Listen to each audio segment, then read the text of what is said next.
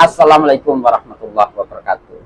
Sahabat semuanya, jumpa lagi dengan saya Wiro Handoyo. Nggak usah senyum, karena bagi saya lebih baik dibilang sableng tapi sebenarnya waras daripada terlihat seperti orang waras tapi sesungguhnya dia sableng. Baik sahabat sekalian, ada yang meminta saya untuk menanggapi putusan 10 tahun bagi khalifah saya, Ustadz Abdul Qadir Hasan Baraja. Begini tanggapannya. Orang yang dihukum atau dipenjara belum tentu bersalah.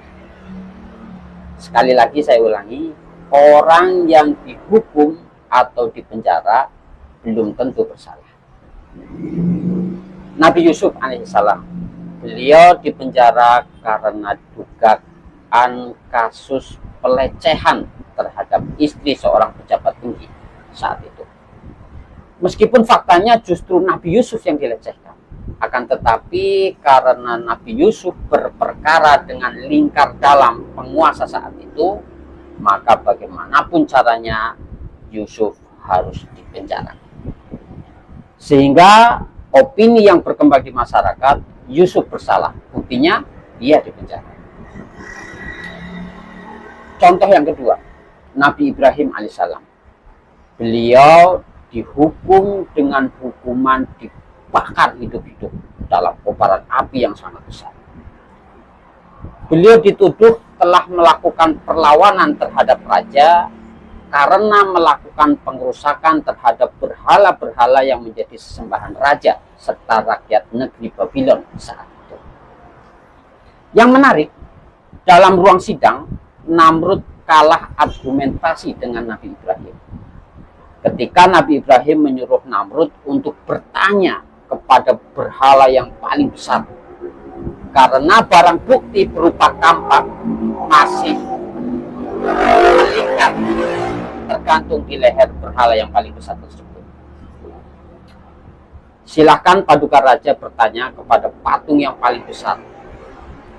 Kalau dia bisa menjawab, tentu dia akan mengakui bahwa dia adalah pelaku pengerusakan tersebut. Lihatlah, kampaknya masih tergantung di lehernya. Mungkin dia merasa tersaingi dengan adanya patung-patung kecil di sampingnya, kata Ibrahim.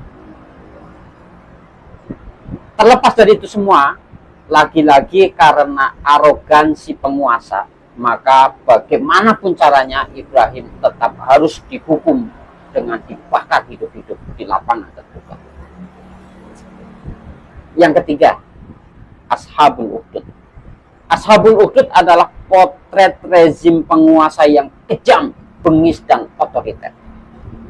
Hukum digunakan untuk memaksa rakyatnya agar tunduk sesuai dengan keinginan penguasa, bahkan dalam persoalan keyakinan sekalipun.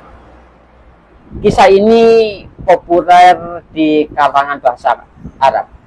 Kisah ini populer karena ini adalah kisah nyata di daerah Najran.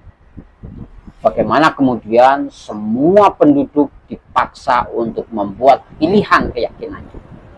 Jika ia memilih untuk tetap beriman pada Allah SWT, maka dia akan dilemparkan ke dalam parit yang berisi kobaran api. Al-Quran mengabadikan kisah ini di Quran surat Al-Buruj.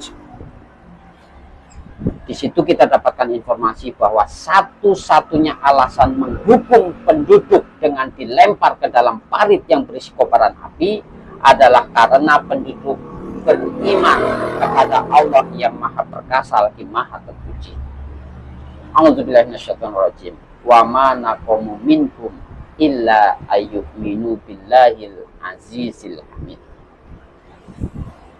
Yang pastinya kebenaran akan selalu menang, karena kebenaran adalah milik Dia yang di atas. Maka Dia sendiri yang akan bertindak untuk memenangkannya. Adapun kita hari ini sekedar berupaya ikhtiar sebagai manusia melalui proses hukum luar biasa, yaitu pengajuan peninjauan kembali ke Mahkamah Agung.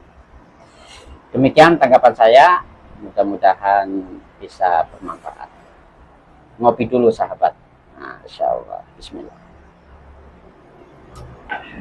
Assalamualaikum warahmatullahi wabarakatuh.